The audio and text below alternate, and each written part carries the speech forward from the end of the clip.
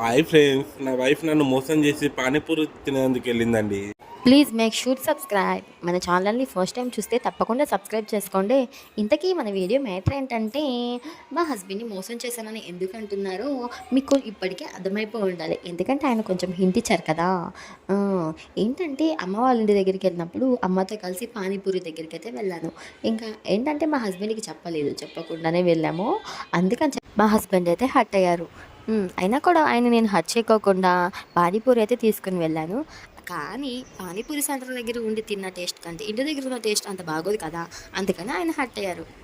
అయినా కూడా అప్పుడప్పుడు హస్బెండ్స్ని ఇలా హర్ట్ చేస్తూ ఉండాలి. ఏమంటారు మీరు? ఆ, ఇదైతే మన పానీపూరి సెంటరు చాలా బాగుంటుంది. ఇది విజయవాడలో ఉంది. మీకు ఎవరికైనా తెలుసుంటే తప్పకుండా కామెంట్ చేయండి.